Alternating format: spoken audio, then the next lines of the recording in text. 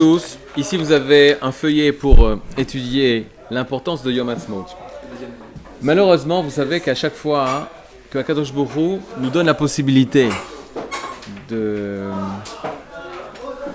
sortir de la galoute,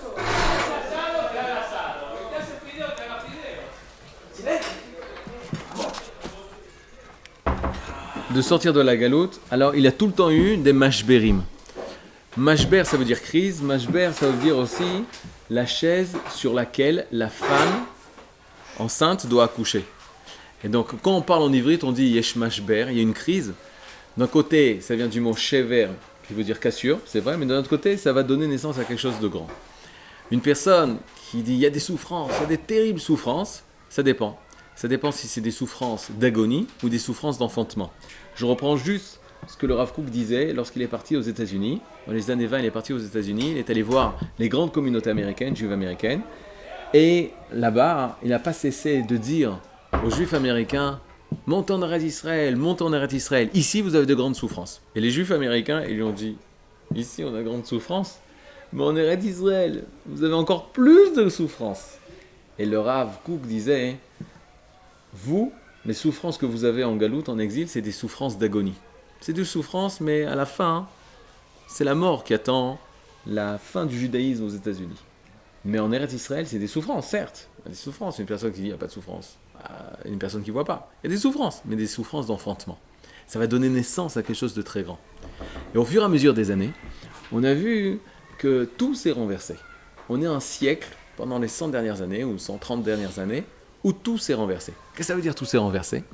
Alors qu'il y avait très peu de juifs en Eretz Israël, de plus en plus, les juifs ont commencé à monter en Eretz Israël. C'est quoi de plus en plus ? Je vous donne à peu près des pourcentages qui sont à 2% plus en moins. Vous allez faire vos calculs. On dit qu'entre 1882, où on parle de justement la nouvelle Aliyah, les premières Aliyot, où ils sont montés 20 000 personnes, 30 000 personnes, jusqu'à la... Aliyah Rishona. On arrive jusqu'à la veille de la Première Guerre mondiale, à 0,7% des juifs du monde entier qui se trouvent en Eretz Israël. C'est-à-dire que le nombre de juifs en dehors du pays d'Israël était de 99,3%. Où est-ce qu'il est le Ham Israël ? En dehors de son pays, en dehors de sa terre, en dehors de sa maison. Ça, c'est juste en 1914. C'est fou. Tu te rends compte ? On arrive en 1948, où après la Shoah, après la catastrophe de la Shoah, lors de la création de l'État d'Israël, on compte ici 600 000 juifs. 600 000 juifs. Hein. D'abord, un chiffre qui a été pris et comprendre que la sortie d'Égypte, on a attendu 100 000 juifs. On a 600 000 juifs qui sont là lorsqu'on est lors de la création de l'État d'Israël. Et ça représentait environ près de 8 ou 9% du Ham Israël à l'époque. On arrive en 67, on a 20% du peuple juif, guerre des 6 jours, après la guerre des 6 jours, 20% du peuple juif en Eretz Israël et 80% des juifs qui sont encore éparpillés dans le monde entier. Alors on est dans un rapport de 20-80%. Aujourd'hui, combien on est ? 55. On est... Il y en a qui, en 2018 en tout cas, c'est-à-dire qu'il y a plus d'un an, ils ont fait des tests, ils ont vérifié, c'était 55% en dehors du pays d'Israël et 45% en Israël. Là, ça a encore réduit. D'après les statistiques, la prochaine Shemitah, on va être à l'égalité. C'est-à-dire en 2022, on va être moitié en Israël, moitié en Eretz Israël. Maintenant, malheureusement, on dit ça, on peut se réjouir de ça, mais on peut pleurer sur ça. Pourquoi ? Parce que la perte des Juifs en dehors du pays d'Israël, c'est pas parce que forcément qu'ils sont montés en Eretz Israël, c'est surtout parce qu'il y a l'assimilation. Mais l'histoire, depuis 100 ans, elle nous a poussés, alors qu'on était en dehors du pays d'Eretz Israël, on était en Chutz La'aretz, on était en Galoute, Hachem, il nous ramène. Et c'est comme ça que le Maharal de Prague, il y a 400 ans, va commencer son livre Netzach Israël. Le Maharal de Prague, il y a 400 ans, il dit « Je vais écrire un livre qui s'appelle Netzach Israël ». Netzach Israël, c'est l'éternité d'Israël. De quoi il va traiter ? De Tisha B'Av, jour de Neuf Av. Et Davka, le jour du Neuf Av, moi je vais vous parler de l'éternité d'Israël. Et dans son Perek Rishon, premier chapitre, il va dire, avant de te parler de la Géoula, du Mashiach, je vais te parler de la Galoute. Et il faut que tu saches qu'à chaque fois qu'on va vouloir comprendre une notion, des fois, il faut comprendre de l'inverse. Ok ? Oui, des fois, tu connais les choses que par leur contraire. On donne un exemple au niveau de la halakha, et ça c'est une chose que vous devez vous rappeler toute votre vie. Le Shabbat, on ne connaît pas vraiment ce que c'est Shabbat. On ne sait pas exactement ce que c'est Shabbat. D'accord ? Mais on sait de son contraire. C'est quoi Shabbat ? Shabbat, c'est on n'allume pas. Shabbat, c'est on ne transforme pas la matière. Shabbat, c'est on ne laboure pas. Shabbat, c'est on ne sème pas, on ne cueille pas, on ne chasse pas, on ne pétrit pas. Shabbat, il est défini plus par les c'est pas ça, c'est pas ça, c'est pas ça, c'est pas ça, plus que par les choses positives. Des fois, dans notre vie, on arrive à comprendre des choses que par leur contraire. On n'est pas encore assez mature pour pouvoir arriver à comprendre la chose elle-même. C'est par le lo qu'on va comprendre le ken. C'est par le non qu'on va comprendre le oui. C'est par le blanc qu'on va comprendre le noir, ou c'est par le noir qu'on va comprendre le blanc.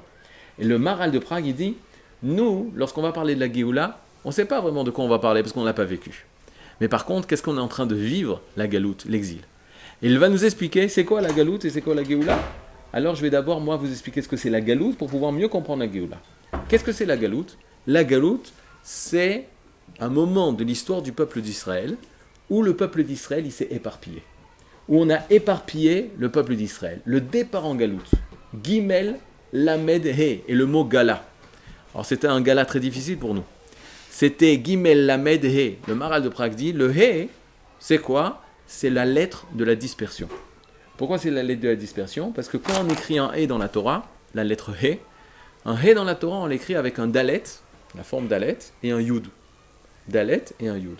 Le Dalet, dit le Maharal de Prague, ça représente les 4 points cardinaux, puisque la gematria, la valeur numérique de la lettre Dalet, c'est 4. Le Yud, c'est un point. C'est la plus petite lettre, c'est le point. Et il dit, qu'est-ce qui s'est passé quand on est parti en galoute, Gala, quand on est parti en exil? On avait un point qui était le départ de Eretz Israël, et on est parti dans les 4 points cardinaux, nord, sud, est, ouest, on s'est éparpillé dans le monde. Ça, c'est la galoute. À partir du moment où je comprends ce que c'est la galoute, alors je peux comprendre ce que c'est la Géoula. C'est quoi les Géoula? Ça ressemble à Gala. Ça a les mêmes lettres, Gimel et Lamed. Gimel et Lamed, ça veut dire quoi? Gal. Gal, la signification de Gal, ça veut dire tourner. Gal, c'est la roue. D'accord? Gal, c'est tourner. Gal, c'est les ondes. Quand tu jettes une pierre et que tu as plusieurs ondes qui sont formées dans la mer, dans le lac, dans l'eau, ça fait des galim. Gal, c'est les vagues. Les vagues, qu'est-ce qui se passe? Elles partent, elles reviennent. Elles partent, elles reviennent. Elles partent, elles reviennent. C'est le mouvement Gal. Et le Maharal dit, il y a un mouvement de départ, c'est Gala, mais il y a un mouvement de retour, c'est Gaal. Gaal, Géoula, Gimel, Aleph, Lamed. Il y a les mêmes lettres, Gimel, Lamed, mais il y a la lettre Aleph. La lettre Aleph qui enseigne l'unité, le retour vers l'unité, le retour vers le 1, le retour en Eretz Israël. Autant Gala, c'est l'explosion à partir d'Eretz Israël dans le monde entier, autant Gaal, c'est le retour en Eretz Israël.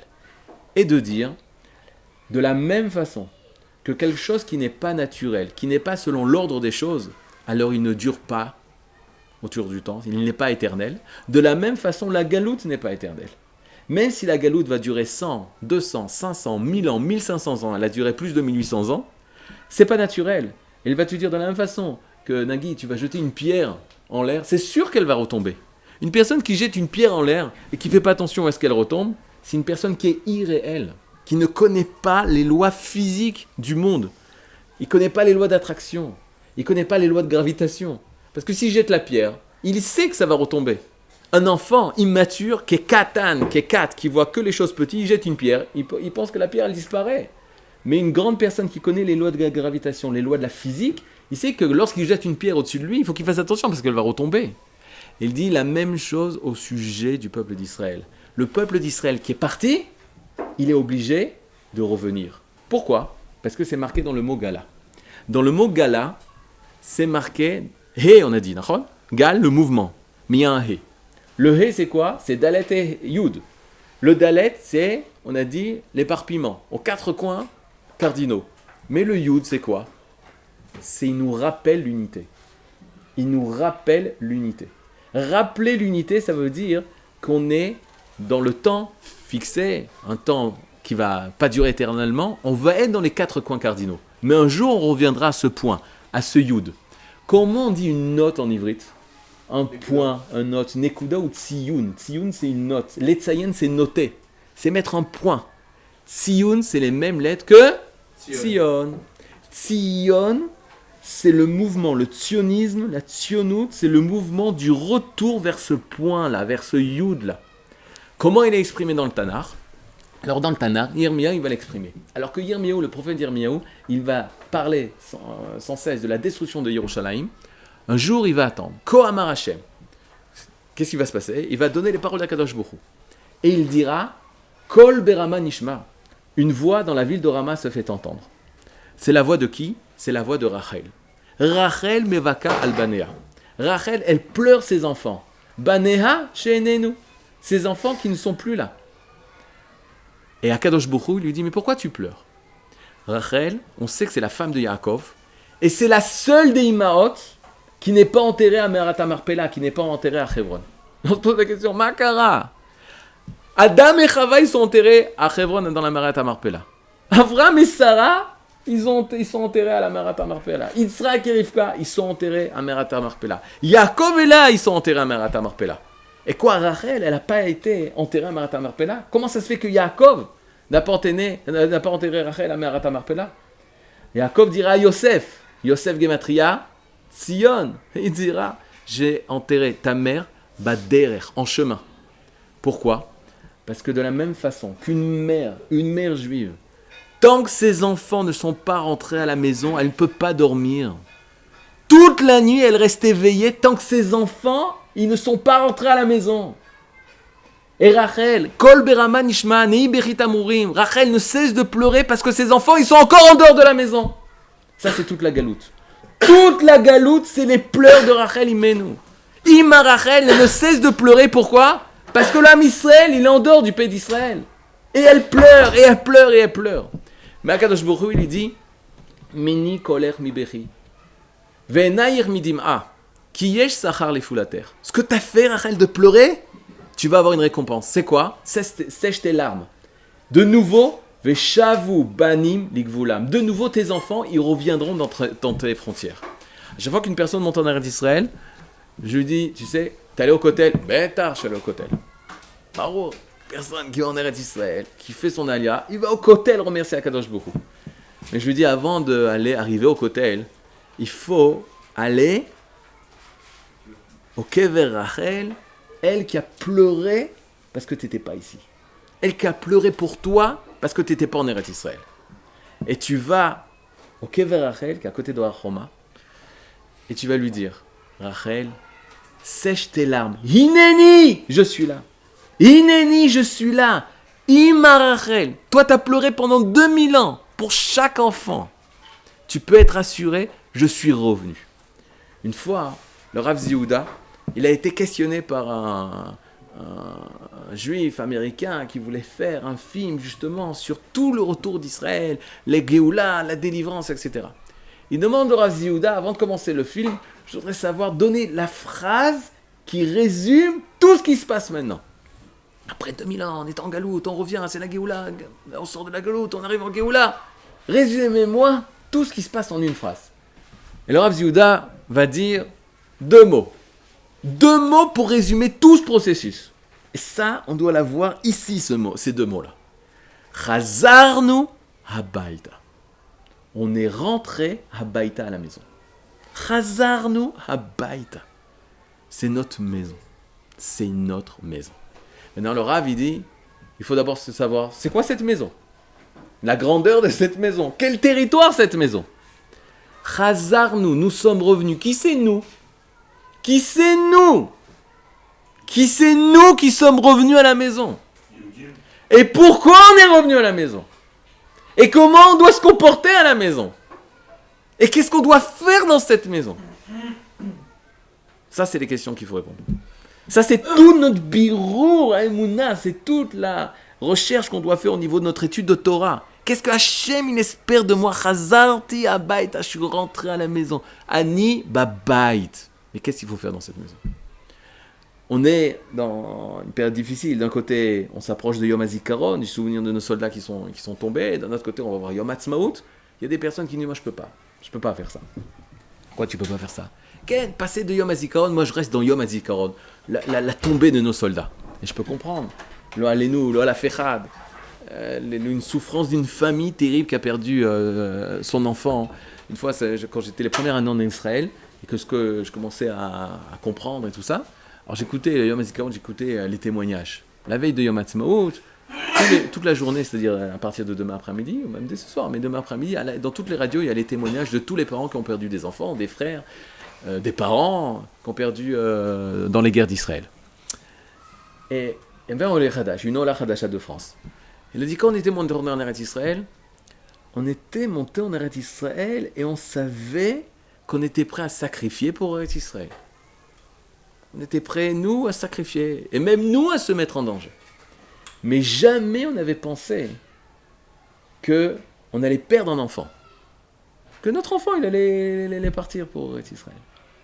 Et ça nous a encore plus rattachés et fait comprendre la grandeur de tout ce qui est en train de se passer. Et l'importance de ce qui se passe. On parle de Mavet et Chaim, on parle de vie et de mort. C'est pas, on arrive en Eretz Israël, tout est beau, tout est gentil, tout est facile, tout est simple. Non. Et il y a des personnes qui sont dans le deuil, ils disent, mais comment c'est possible de fêter Yom HaTzmaut alors qu'il y a toutes ces souffrances? Malheureusement, il faut savoir, toute l'histoire du Ham Israël, elle est comme ça. Toute l'histoire du Ham Israël, elle est mignout les shevach. Des choses affreuses que l'Am Israël a subies, aux choses extraordinaires que le Hachem nous a fait sortir de toutes ces souffrances. La Shoah et la création de l'État d'Israël. L'Égypte, la souffrance d'Égypte et Pessah. Tu fêtes Pessah. Tu fêtes Pessah. Comment tu peux fêter Pessah? Il y a 80% de tes frères qui sont restés en Égypte. Comment on peut fêter Pessah alors qu'il y a 80% de nos frères qui sont restés en Égypte? Et d'un autre côté, on commence par parler du gnout, parler du mal, parler des souffrances que l'Am Israël a eues. Mais d'un autre côté, le Ham Israël, il est tellement éternel. Il arrive à faire comme Hillel. Qu'est-ce qu'il faisait Hillel? Il prenait toute l'amertume, tout le maror, et il mangeait ça avec la matzah. La matzah, elle représentait la Géoula, elle représentait la lumière, elle représentait la Emouna. Le maror, qu'est-ce qu'il représentait? Toute l'amertume, toute la Shoah, toutes les souffrances, toutes les morts. Il arrivait à remercier Akadosh Baruch Hu, manger ça ensemble. Ensemble. De la même façon qu'il n'y a pas de Shirboun Mitzrayim, d'esclavage en Égypte et de sortie d'Égypte, ça va ensemble. De la même façon qu'il n'y a pas de Yom HaZikaron som Yom HaTzmaut, de jour de souvenir de nos soldats et de Yom HaTzmaut. De la même façon qu'il n'y a pas de noir sans blanc, de la même façon qu'il n'y a pas de Tov sans Ra. Dans la première partie de l'histoire, pour connaître le Tov, on doit passer par le Ra. La Gemara dira Gadol Kiddush Hashem Michilul Hashem. Gadol Kiddush Hashem Michilul Hashem. La traduction en français, c'est une trahison. Pourquoi? Parce qu'elle te dit, selon la traduction française, grand est la sanctification du nom d'Hachem, est plus grand que la profanation du nom d'Hachem. Gadol Kiddush Hashem Michilul Hashem. Est plus grande la sanctification du nom de Dieu que la profanation du nom d'Hachem. Le Rav Yehuda, il dit, j'avais besoin d'une Gemara pour ça. J'avais besoin de nos chachamim, de nos sages qui sont à des millions d'années-lumière de notre niveau de compréhension de la Torah pour nous dire cet enseignement. Et le Rav Yehuda, il donne ce secret. Et prenez ce secret avec vous pour toute votre vie. Le mi, quand il dit par rapport ou de, c'est mitor, de l'intérieur d'eux. Quand il y a marqué Gadol, Kiddush Hashem, Michilul Hashem, ça veut dire grand est la sanctification du nom d'Hachem, mitor, qui vient de l'intérieur d'un Chilul Hashem, qui vient de l'intérieur d'une profanation du nom d'Hachem. 2000 ans d'exil, c'est Chilul Hashem. 2000 ans de galout, c'est Chilul Hashem. 2000 ans où le peuple juif, il est incapable de retourner dans ce pays, en Eretz Israël, et reconstruire le pays d'Hachem, Eretz Hashem, le pays de Dieu, Eretz HaKodesh, le pays de sainteté, Eretz Israël, c'était 2000 ans de Chilul Hashem. Le Navi va dire, Chilaltem et Shemi, vous avez profané mon nom. De quelle manière? Miotrem bagoïm, du fait même que vous soyez parmi les nations. Mais pourquoi c'est un Chilul Hashem d'être parmi les nations? Les Juifs, ils sont toujours comportés bien dans le pays dans lequel ils se trouvaient. Jamais ils ont fait des manifestations. Il n'y a pas eu des gilets jaunes du côté des Juifs. Il y a eu des étoiles jaunes. Mais parce qu'on était tellement gentils qu'on s'est mis une étoile jaune. On nous a mis une étoile jaune, on a dit bon, qu'on dirait qu'on mérite. Jamais on s'est révolté. On a toujours aidé le pays dans lequel on était. On a fait fructifier le pays dans lequel on était. Pourquoi c'était un Chilul Hashem? Parce que les goïms disent Am Hashem Ele Ume Arzo Umi Artso Yatsaou. Ce peuple, c'est le peuple d'Hachem. Ces juifs, c'est le peuple d'Hachem. Et c'est du pays d'Israël que Hachem les a fait sortir.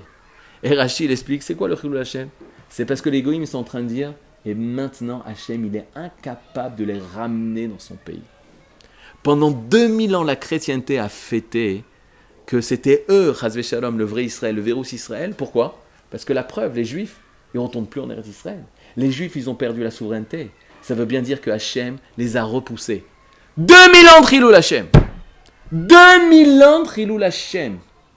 Quand on revient en Eretz Israël, quand on redéclare la création de l'État d'Israël, tu mets une fin au Chilul Hachem. Maintenant, pourquoi tu fais ça? Hachem, pourquoi tu fais ça? Parce qu'on est des tzadikim? Hachem, il nous a donné l'État d'Israël parce que tous les juifs, ils étaient arrivés à un niveau de tzadik, et donc Hachem nous a récompensé, il nous a donné l'État d'Israël. Non. L'olemanrem. C'est pas pour vous que je fais ça, Kadosh Baruch Hu dit. Et là, les ma'an shemi agadol. C'est parce que pour mon saint nom, shechilaltem, que vous l'avez profané quand vous étiez en galoute. Il nous ramène en Eretz Israël, les ma'an shemo be'ava. Il nous ramène be'ava. Mais pour son nom, Hachem, c'est pour lui qu'on retourne en Eretz Israël. C'est pas pour notre Premier ministre, Bibi Netanyahou, on a du respect pour lui. C'est pas pour Bibi Netanyahou. C'est pas pour, pour nos politiciens. C'est pas pour, toutes les personnes qui agissent. C'est pas pour eux qu'on retourne en Eretz Israël. On retourne en Eretz Israël, c'est pour Hachem. Et pour Hachem, qu'en Eretz Israël, on a des envoyés qui réalisent justement le retour d'Israël sur sa terre. Comme nos hommes politiques, comme nos soldats, comme toutes ces personnes qui œuvrent pour le bien de l'État d'Israël. Ken Jonathan. Non, cette sortie cette libération qu'on a reçue Israël, on dit qu'on l'a pas mérité spécialement. Individuellement. Oui, Hein. individuellement. Comment on peut savoir qu'on a plus mérité que les autres générations? Là, c'est comme les Yetziat Mitzrayim en fait. Chazak. C'est-à-dire, on revigne Yetziat Mitzrayim. C'est-à-dire qu'il ne faut jamais se poser la question. Le Rav Yehuda, il dit, mais attends, je ne comprends pas. Comment nous, on a mérité ce que Moshe et Aaron n'ont pas mérité? Moshe, il n'a pas mérité de retourner en Eretz Israël. Rashi, il n'a pas mérité. La majorité des balais Tosafot, ils ne sont pas mérités, à part Yeriel de Paris. Rabbi Yeriel de Paris, un Tosafis, il monte en Eretz Israël. Lui, il a mérité. Mais nous, comment tu peux dire, moi, je suis plus que Moshe pour mériter? Non. Il dit, le Inyan, c'est que Hachem envoie des Neshamot. On voit des âmes qui sont capables, qui ont une responsabilité de réaliser maintenant une autre phase de l'histoire, la phase du Kiddush Hachem. Là, il y a des avions qui se baladent dans le ciel, Kiddush Hachem. Parce que c'est des avions avec des pilotes israéliens, c'est Kiddush Hachem. Parce que tout ce qui dévoile Israël, qui dévoile la force d'un État, la force d'un peuple, c'est dévoiler la force d'Hachem. Israélien ou juif? C'est la prévalence. Israélien. Non. Par exemple, c'est Israélien en tant que juif, envoyé par le peuple juif. Là, il représente, même si c'est le Kiddush, même si c'est celui qui va allumer, je t'explique. Celui qui va allumer, un grand binyan construit par l'État d'Israël. Même c'est Mohamed, ou tu sais qui c'est qui a construit le Machon Mir? C'est Mohamed, Djibril, Ibrahim, c'est eux qui ont construit le Machon Mir.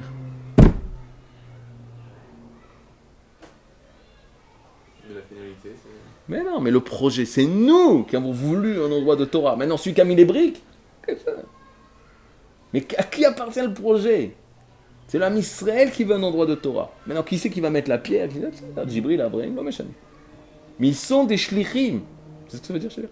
Ils sont des shlichim de la pensée du Rav Bigon. Autant d'avoir ce qui se passe en Eretz Israël, c'est le Ham Israël qui se réalise. Et ça, c'est Kodesh. Parce que tout ce qui se relève du Ham Israël, c'est Kadosh. On est ici, sur cette terre, la nation d'Israël n'appartient pas à cette terre. Israël, la notion de la nation d'Israël, elle n'appartient pas à cette terre. C'est quelque chose qui appartient au monde divin. Hachem, il nous a envoyés sur terre, mais on n'appartient pas à cette terre. On est quelque chose qui n'appartient pas à cette terre. Rabbi Yehuda Halevi, dans son Kuzari, il va dire, il y a Datzram, il y a Domem Somea Chai Vemedaber, ils s'entraînent pour le Yom Ha'atzmaut. Baruch atah Adonai Eloheinu melech haolam she'akol nהיה b'dvaro. C'est pour ça les feux d'artifice. Hier soir, il y a eu, non? Ouais, hier soir, il y a eu. Ils s'entraînent pour un Herzl. Mais ils vont passer devant nous. Ah ouais, c'est quand? Il y a ma soeur ou il y a ma zikaron? Non, c'est à côté. Pour Yom Ha'atzmaut. Ken, Amram. Comment le blanc ou le blanc comprennent le noir. Mais les enfants qui sont en Israël ne connaissent pas la galoute. Alors comment on peut... C'est pour ça qu'il faut leur enseigner. Une fois, le Rav Ziyouda, il enseignait, et c'était à un Purim, et il parlait de Eretz Israël, Am Israël, etc. Et il y avait un élève qui avait bu. Et quand tu as bu, des fois, il y a des élèves qui se permettent certaines choses que s'ils n'avaient pas bu, ils ne se seraient pas permis. Ok, bon, vous ne connaissez pas ça, mais il y a des élèves comme ça, que le jour de Purim, ils font des choses que s'ils n'avaient pas bu, ce ne serait pas permis. Et là, pitom, nirnas, yayin, yotse, sodot. C'est-à-dire, entre le vin et sort les sodot. Mais non, makara, tu dis, c'était autre chose que yayin, quand même autre chose que yayin, ça peut sortir sodot. Mais non, makara. Donc, un élève, il s'est sorti un peu libre de parler, de dire ce qu'il veut au Rav Ziyouda. Tu sais ce qu'il lui dit au Rav Ziyouda? Dis Rav, tout le temps vous parlez Am Israël, Eretz Israël. Am Israël, Eretz Israël. Vous savez pourquoi? Parce que vous n'êtes pas né en Eretz Israël. Il est né en Biélorussie. Rav Ziyouda, il est né en Biélorussie. Il a pas le droit de dire ça. Pourquoi ça? Il avait bu, c'est pour ça que je te dis qu'il avait bu. Mais moi, de notre côté, nous on a gagné une question que personne n'ose poser. Mais non, qu'est-ce qu'il dit alors l'élève il dit, alors que nous, on est né ici. On est né ici. Et le Rav Ziyouda, il dit, je dis pas ça parce que je suis né là-bas et je suis pas né ici. Je dis ça parce que c'est le Emet. Je dis ça parce que c'est la vérité. Et la vérité, il faut tout le temps la répéter pour pas la perdre. La vérité, il faut tout le temps la répéter pour pas la perdre. Une vérité, c'est dur des fois. Si tu la répètes pas, tu risques de la perdre. Des fois, tu as des haïs comme ça, tu as des élevés spirituels.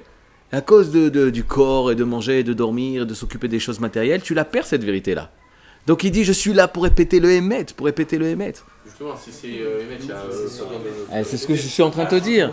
Regarde, il y a des choses Emet, parce qu'on ne les a pas expliquées. La famille, par exemple, aujourd'hui. La famille, tu sais ce que je dis? C'est dommage que ce soit enregistré, mais tant pis. Tu sais ce qu'il y a ce soir? Je préfère que ça vienne de moi, comme ça vous ne soyez pas choqués. Ce soir, il y a Yom HaZikaron, souvenir de nos soldats qui sont tombés.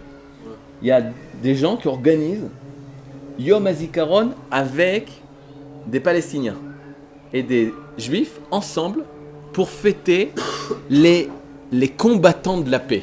Et les terroristes arabes et les soldats israéliens qui sont morts. Tu dis Ribono Shel Olam! Ribono Shel Olam! Comment tu peux arriver à ce hivout là? Ton esprit est tordu. Comment tu peux arriver à ça? Tu t'assois à côté de nazis pour fêter la mort des Juifs dans les camps et des Allemands de la Wehrmacht. Comment tu peux faire quelque chose comme ça? Parce que Hachem, il t'a donné la Bechira, le libre arbitre. Avec ton Sechel, avec le Nachash, tu peux soit aller dans le plus grand des Tov, et Tzachaim, ou soit tu peux tomber, et Tzamavet. Tu peux. Donc le Emet, au contraire, il faut tout le temps le répéter. Combien de fois tu fais ta tefila? 3 fois par jour, tu répètes la même chose parce que tu le perds. On le perd, ça. Mais un truc faux, par exemple, voilà, on vient, on dit ouais, le rab partout chez un tueur. On s'en fout, ça veut dire tout ce qu'on dit sur nous. Et donc du coup, si on contredit le faux, le vrai c'est juste. Mais si on dit ça sur nous, Nagit, mais nous on dit ça sur nous-mêmes, je te parle de juifs eux-mêmes qui s'auto-critiquent, et ça s'appelle la haine de soi développée par beaucoup de penseurs qui expliquent que pourquoi le juif il a tout le temps besoin de se critiquer, de dire je suis coupable. C'est un manque énorme. Le Rav Ziyouda il disait c'est 2000 ans de violence des nations contre nous. C'était nos bourreaux pendant 2000 ans. Et la première des choses qu'une personne qui a été violentée par l'autre, par son bourreau, il baisse la tête devant son bourreau. Il baisse la tête devant son bourreau. Vous connaissez le Tismonet Stockholm. Comment on appelle ça en français? Le syndrome de Stockholm. Syndrome de Stockholm. C'est quoi le syndrome de Stockholm? Tu regardes Wikipédia aujourd'hui, tu regardes ce que tu veux, cherche. Tu t'identifies avec la personne qui te fait du mal. Et tu commences à justifier qu'il est bécédère, la personne qui fait du mal. Inconsciemment, tu sais pourquoi tu fais ça? Parce que tu as peur. Et en étant gentil, en disant qu'il a raison, et en vivant ça, tu penses t'en sortir. Il y en a qui expliquent que c'est un sentiment de survie, ou je sais pas exactement. Et des fois, tu as des Juifs en Israël qui vont s'identifier avec nos ennemis. Ils vont être plus proches de nos ennemis que nos amis. Comment c'est possible? Parce que Hachem, il a donné après Roshit. Et donc, Dafka, précisément, à four. Le Emet, si tu le répètes pas tout le temps, tu vas le perdre. Le Emet, si tu le répètes, si tu l'étudies pas, tu vas le perdre. La Torah, c'est Torah Emet. Mais Alvaï qu'on l'apprend une fois et qu'on l'oublie pas. Si on était des personnes Emet, t'as raison. Si on était des personnes vraies, authentiques, t'apprends la Torah, tu l'oublies pas, parce que c'est toi. Mais malheureusement, on n'est pas tout à fait ça. Et donc, il faut tout le temps travailler le Emet, répéter le Emet pour pas l'oublier. Rappelez-vous cette phrase du Rav Ashkenazi. C'est pas parce que la Torah le dit, alors c'est vrai. C'est parce que c'est vrai, alors la Torah le dit. Toute la Torah, elle nous aide à comprendre, à dévoiler, à intégrer le Emet. Et aujourd'hui, par exemple, il y a plein de Emet que vous avez la responsabilité de dire. L'enseignement que de dire que Eretz Israël c'est à nous, qu'on doit faire un souveraineté en Eretz Israël, et qu'on doit retrouver les frontières d'Eretz Israël comme à l'époque de Moshe Rabbeinu, c'est un Emet, c'est une vérité, mais personne qui dit ça. À l'époque du Rav Yehuda, même les rabbins, personne n'osait parler de Eretz Israël, parce que le Rav Yehuda, il était Amouda Emet, la colonne du Emet. Quand le Rav Yehuda est mort, il y a des rabbins qui ont commencé à parler de dire on peut donner des territoires si les Arabes, aux Arabes, s'ils nous promettent la paix. Mais Eretz Israël, c'est à nous. Ça fait 2000 ans qu'elle nous attend, Eretz Israël, comme une femme. T'es capable de donner le bras de ta femme à l'ennemi? Ou pendant les heures, excusez-moi l'exemple, mais pendant les heures où t'es pas là, alors tu peux le donner ta femme à un ennemi? Parce que t'es pas là, tu l'utilises pas, alors tu peux le donner à ton ennemi. Le rapport qui est entre nous et Eretz Israël, c'est le rapport entre un homme et une femme. C'est pas à couper, c'est pas à diviser. C'est autour. Bidiouk, à Kol, à Kala, c'est Kula. La Kala, elle est Kula. Sinon, la Kala, elle est plus avec toi. Quand ils ont fait la déclaration de l'ONU en Kaftet November, le 29 novembre 1947, l'ONU a déclaré yes, France, yes, United Kingdom, abstraction, Argentina, peut-être ils ont dit non, je sais plus. Non, je crois qu'ils ont dit Argentine, non? Il y a tous les nazis là-bas. Ouais, Kitsour, bah sauf on a gagné. Tout le monde, waouh, ça y est, l'ONU a déclaré qu'on peut faire un État juif au mois de mai, 14 mai, ouais, 29 novembre, on avait 4 mois jusqu'au mois de mai pour le jour de la fin du mandat des Britanniques, faire cette déclaration. On a tout le monde dans les rues de Jérusalem, dans les rues d'Israël. J'ai vu une photo sur un livre d'histoire où tu vois un chassid, Satmer, Toldot Aaron avec Streimel, les zébrés comme ça. On va aller voir Bezrat Hashem. Comme ça, il fait photo. Tu dis c'est la naissance du prochain Rebbe, je sais pas moi, c'est Simchat Torah. Non, en dessous il y a marqué le jour de la déclaration de l'ONU, comme quoi il permettait de faire l'État d'Israël. Même à Mea Shearim, ils étaient heureux. Même à Mea Shearim, ils étaient heureux. Mea Shearim, c'est un quartier ultra orthodoxe, c'est souvent antisioniste. Maintenant, Makala, les seuls qui ont pleuré, 2 personnes, 2 Talmidei Chachamim, ils ont pleuré. Ils sont enfermés dans une chambre et ils ont pleuré. Rav Yehuda Kouk et Rav Harlap. Nos rabbanim à nous. Pendant que l'homme Israël, il se réjouit que toutes les nations du monde. C'est la première fois, le Rav Soloveitchik, qu'il écrit une chose de Madim. C'est la seule décision à l'ONU, c'est la seule décision à l'ONU, c'est la seule décision à l'ONU, c'est la seule décision à l'ONU, c'est la seule décision à l'ONU. Il paraît qu'il faut répéter 5 fois la chose pour qu'on s'en rappelle. Que l'URSS de l'époque et les États-Unis de l'époque, ils étaient d'accord. Les Goïm étaient d'accord. Paro, il était d'accord. Les Chou, partez. On avait besoin de l'accord des Goïm. On a besoin de l'accord des nations pour que le cœur des nations revienne. Il dit, ouais, c'est pas chaud, c'est la Géoula. Le monde a dit oui. Il y en a 2 qui ont pleuré. Rav Yehuda Rabbeinu, ça y est, on a Eretz Israël. Fait, mais quel Eretz Israël, tu vois? Regardez la carte. Prenez à la fin du truc, vous avez des cartes. Une page avant la fin, vous avez ces 3 cartes là. Vous avez ces 3 cartes là d'Eretz Israël. La carte du milieu. La carte du milieu. Plan de partage adopté par l'ONU en 1947. Plan de partage, vous l'avez la carte du milieu, adopté par l'ONU le 29 novembre 1947. Tout ce qui est rayé, c'est l'État d'Israël. Quoi? Tout ce qui est rayé, c'est l'État d'Israël. Cette page de 3. Tout ce qui est rayé, c'est l'État d'Israël. On retourne en Eretz Israël sans Yerushalayim. Sans Yerushalayim, zone internationale. Sans Hebron, sans Shrem. Yosef Gematria Tzion, il nous attend, ça fait 2000 ans, on le laisse dans les mains de nos ennemis. Revon, Abraham, Israël et Yaakov, Rachel, elle pleure, on le laisse dans les mains de nos ennemis. Makara. Quoi, Israël c'est Tel Aviv?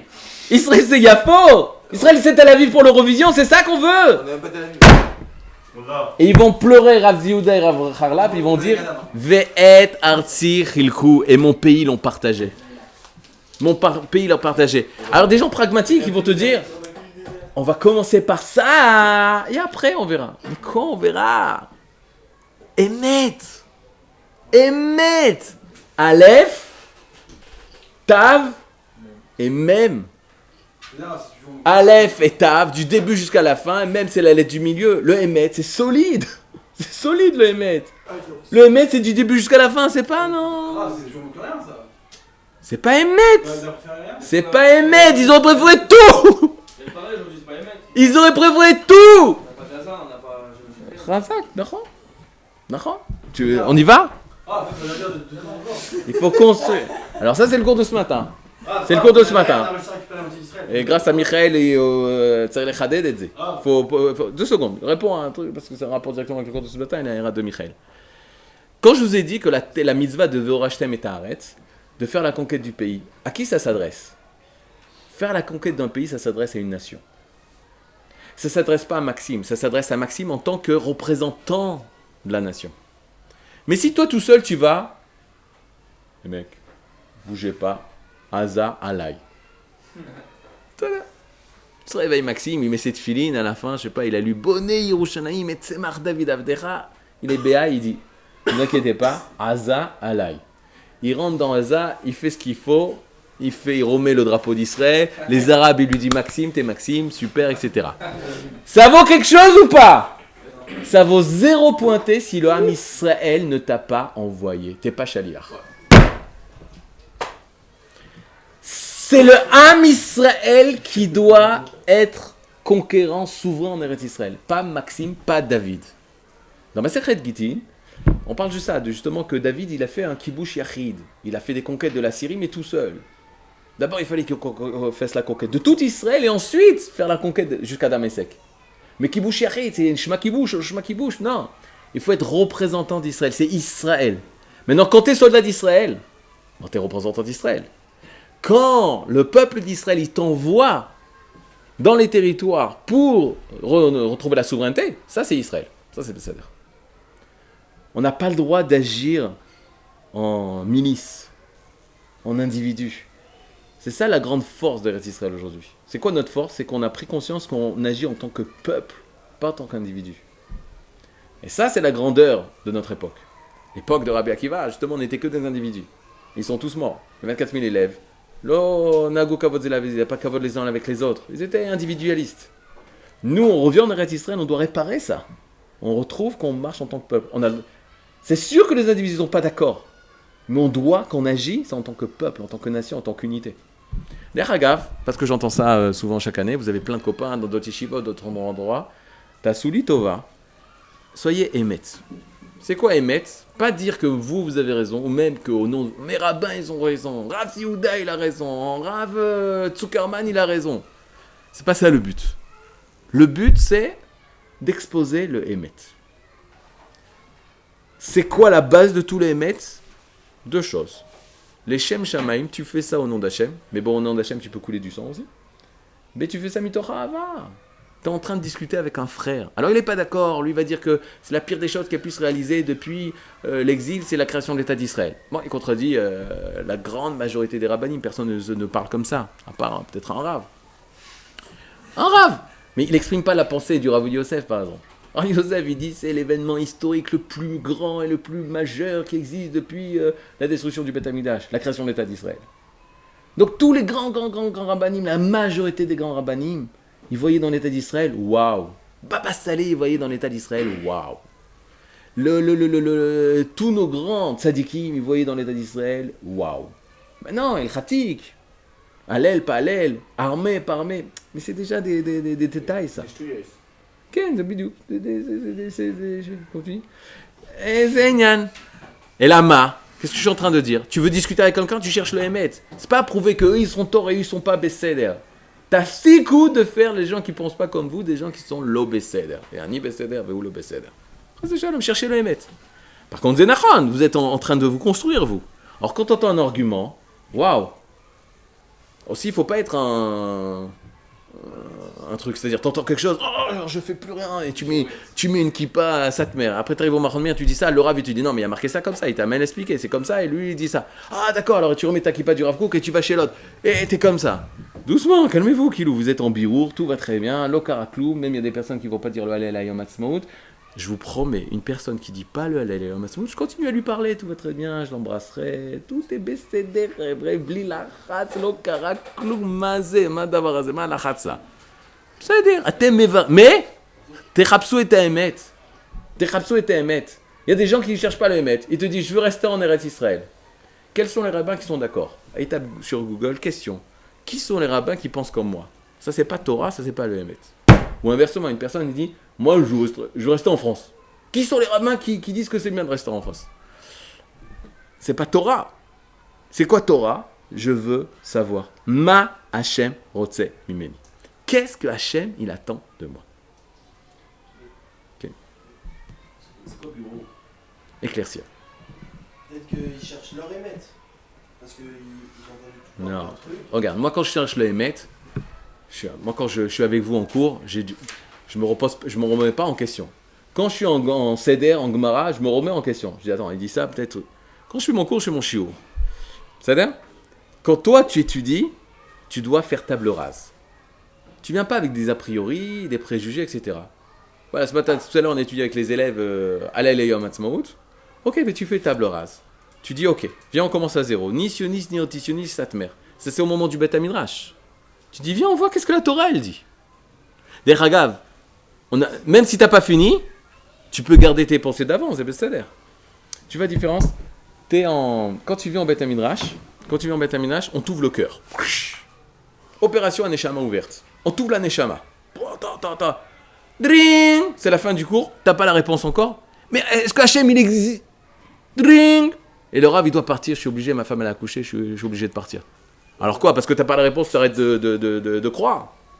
Non, t'as pas la réponse. Tu sors du Beth Midrash. Tu redeviens comme t'étais avant. Mais t'es en construction. C'est ça, non? Tu comprends ce que je veux dire? L'exemple qu'on donne c'est très simple. T'es en cours de médecine. Ok, tu fais médecine. T'es en cours de médecine, on t'explique comment les poumons ils marchent, comment la respiration elle marche. Oh, je savais pas, mais alors c'est comme ça, mais alors c'est ça. Mais... À un moment, dring, on t'a pas expliqué vraiment comment ça marche. T'arrêtes de respirer Non, continue à respirer mal comme tu respirais avant. Et après, t'es en construction. Quand le cours il continuera, tu comprendras et tu verras. Mais quand on parle à quelqu'un qui, par exemple, la Torah, Qui est pas du tout d'accord? Ouais, que la Torah c'est rien pour lui, il faut pas citer les choses de Torah. On va lui dire, c'est comme ça, la terre, nanana. On va dire, déjà qu'on a une terre, c'est très bien. Il a fait? Non, ouais. Non, mais. Non, moi je parle quand il y a des vikourim.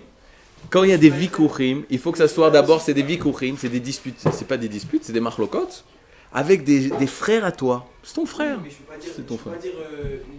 ma vérité. Si c'est ma vérité, ça peut se vexer à cause de la Tu as raison. C'est des fois des choses, des vérités qui sont pas vraies, qui sont pas bien à dire. C'est ça. Mais moi je te parle d'une personne qui vont t'attaquer et qui vont te truc. D'abord, sois pas Rikshi, sois Inyani. Regarde, tel Rav il dit ça, ou c'est marqué dans la Gemara. Ah ouais, j'ai pas vu cette Gemara. Alors comment c'est vrai? C'est une question. Comment? C'est soit Beth Midrash. Après, comment tu vas fixer la halakha? T'as tes rabbanim. Bah, tu crois que moi je fais exactement toutes les mitzvot et toute la Torah et j'ai tout compris? Ah putain, mais il y a des choses que je comprends pas et que j'ai pas eu le temps de les varer parce que je me suis concentré sur un autre sujet. Je vais faire parce que Shulchan Aruch il dit. Ça vaut pas? Bétard, ça vaut. J'ai pas eu le temps d'arriver à cette halakha pour bien comprendre. Shulchan Aruch il dit ça. Il dit ça. Tu comprends? Vous avez ça vraiment? Mais il faut chercher le Hémet. Quelle heure il est 52. 52. Ça a l'air. Donc regardez, on va finir sur reprenez les feuilles du matin.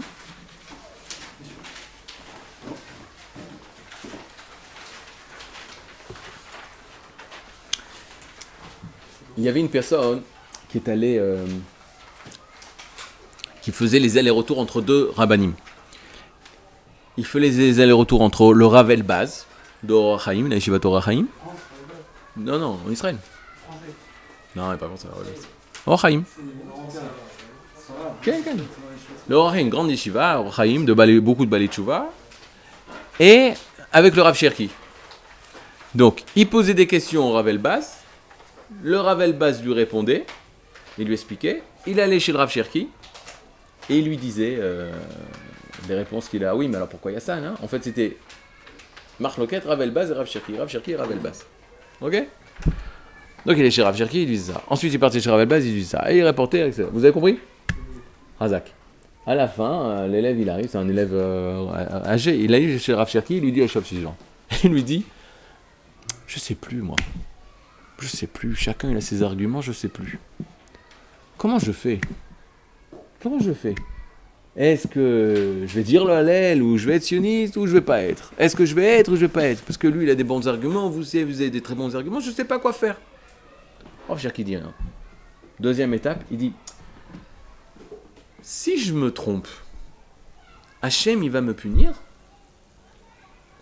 Et là, le Rav Cherki, il lui dit, bon, t'as pas la même pensée que nous. Tu vas avoir une pensée charédite. Ah ouais? Ok. Alors il dit, mais pourquoi vous dites ça? Fait parce que la différence fondamentale est pas qu'est-ce que moi je vais devenir. Qu'est-ce qu'il faut faire pour l'âme Israël? Il y a une personne que son inquiétude, c'est moi. Il y a une personne que son inquiétude, c'est qu'est-ce qui est bien pour l'âme Israël. C'est le fameux Kol Israël Yeshlaem Chelek Leolam Haba. On est dans la période de Pesach et Shavuot. Vous vous rappelez, dans Masechet Sanhedrin, il y a un pérec qui s'appelle Chelek. Et il y a un pérec qui s'appelle Kol Israël. Oui, mais c'est deux Talmuds différents. Le pérec Chelek, c'est dans le Talmud Bavli. Et dans le Talmud Yerushalmi qui a été écrit en Israël, ça s'appelle le pérec Kol Israël. Et la différence entre une Neshama Klalit et une Neshama Pratit. Et une personne individualiste qui pense, mais qu'est-ce que je vais devenir, mais qu'est-ce que je vais faire, mais qu'est-ce que je truc, oulala, lui, attention, c'est dangereux pour moi, mais est-ce que c'est bien pour moi? Est-ce que ça va me faire avancer moi? Est-ce que ça va m'aider moi? Est-ce que c'est un danger pour moi? Alors ça, c'est des personnes qui ont encore une vision galoutite. C'est une Neshama Pratit. Pas le juger, chacun son niveau, chacun son truc, non méchané. Mais une personne, quand elle commence à se poser des questions, qu'est-ce qui est bien pour Israël? Qu'est-ce qui est bien pour le peuple d'Israël? Qu'est-ce qui est bien pour tout le monde? Qu'est-ce qui est bien pour le monde? Qu'est-ce qui est bien pour le klal? Ça, c'est une neshama klalit. Hachem, en créant l'État d'Israël, il a envoyé des neshamot klaliot. Ça, c'est les neshamot de la Géoula. Les neshamot de la Galout, c'est des neshamot pratiot. Les neshamot de la Géoula, c'est des neshamot klaliot. Et donc, quand on est à Israël, tu te poses la question, Kol Israël, je me bats pour qu'Israël, il ait sa place au Olam Haba. Je me bats pas pour que moi j'ai mon chélek au Olam Haba. Et ça, c'est une différence, une personne qui est arrivée à être intégrée dans la terre d'Eretz Israël. Est-ce qu'il se pose la question, qu'est-ce que je peux faire pour Israël? Hier, j'ai écouté plein de témoignages de soldats qui ont étudié dans la Mechina de Eli, qui sont tombés pendant les combats, chacun avec des combats différents, des guerres différentes, des endroits différents, etc. Et on parlait de leur ishiout, on parlait de leur personnalité. Le point, on appelle ça en ivrite, Baria Hatichon. Vous savez que dans le Mishkan, il y avait toutes les Hamoudim. Toutes les Hamoudim. Les Hamoudim au Mishkan, elles étaient les unes après les autres. Et il y avait un trou dans les Hamoudim. Dans ce trou, on faisait passer une poutre comme ça, comme un balai, comme ça, comme un truc de balai, entouré d'or. Et on laissait. Et c'est ça qui faisait tenir les poutres. Et ça s'appelle Baria Hatichon. Tichon, c'est celui du milieu. Baria, c'est le verrou du milieu. C'est-à-dire, grâce à ça, les poutres, elles tenaient. C'est-à-dire que chaque poutre, elles étaient à des endroits différents. Chaque personne, elle est différente. Mais il y avait un point commun à tout le monde, qui faisait tenir tout le monde et qui faisait faire que cette poutre, elle est la poutre du Mishkan.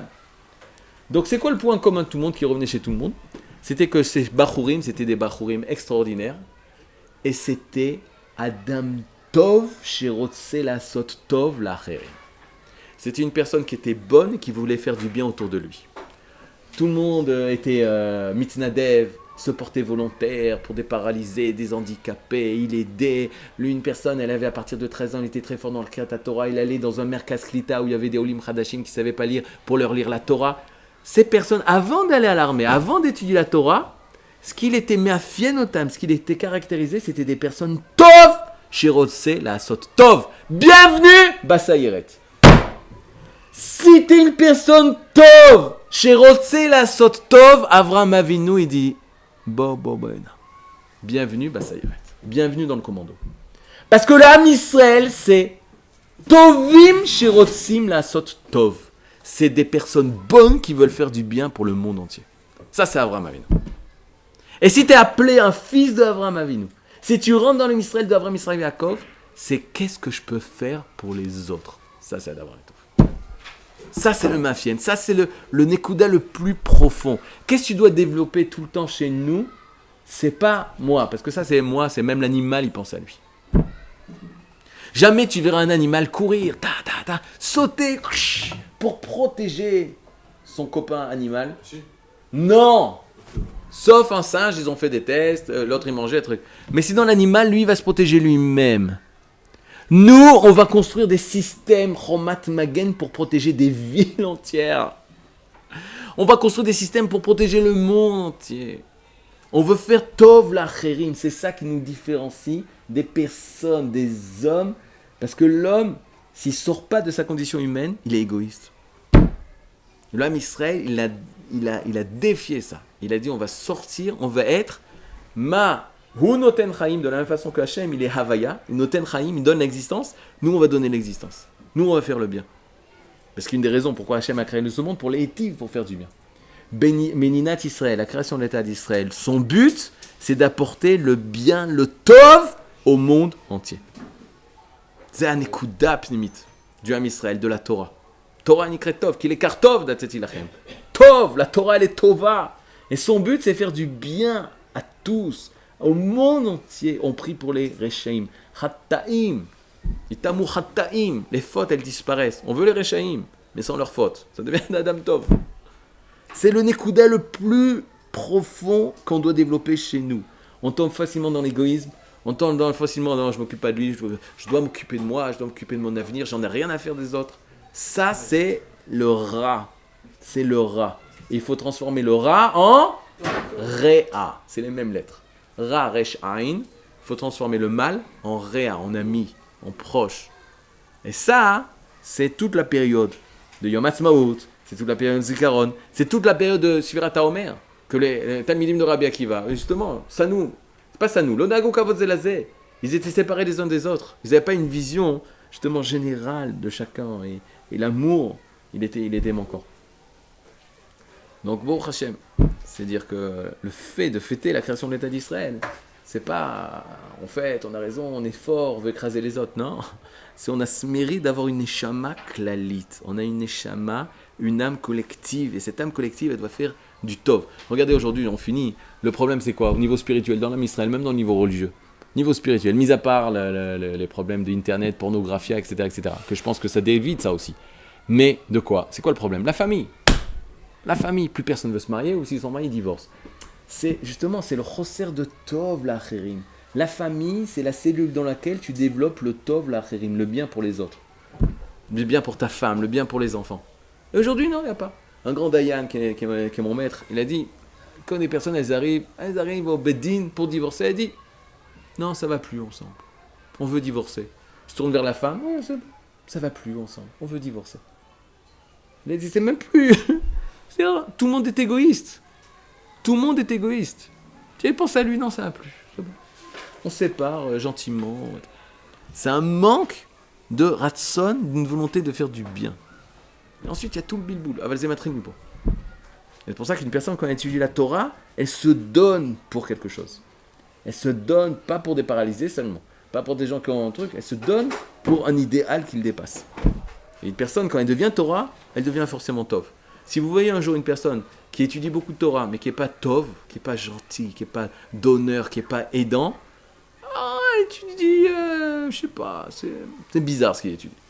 C'est une Torah bizarre. Mais une personne qui étudie la Torah, c'est une personne forcément qui devient Tov. C'est un peu de science, c'est un peu de science. Mais une personne qui étudie la Torah, véritablement, c'est une personne qui devient Tov, aimante, aidante. Ça, c'est une personne qui est Torah. Bezrat Hashem, Ken Rav. Je voudrais simplement dire au nom de Chesed d'Abraham. Vous savez ce que c'est dit, le Chesed d'Abraham? Non. C'est Abraham Azoulay, le père de Chida. Chida, grand-père. Il dit Hebron, c'était lui qui a vécu à Hebron. Il disait la chose suivante. La sgoula de la terre d'Israël, c'est que le soir on se couche, on a une neshama yichidit, et tout le matin on se réveille avec une neshama klalite. יפה. Donc la dimension klalite, l'endroit par excellence pour nous de l'acquérir, On est en c'est fin. la terre d'Israël. Profitez de la terre d'Israël pour faire grandir votre neshama klalite. אמן, חזק וברוך. תודה רבה רב. Ah, bah.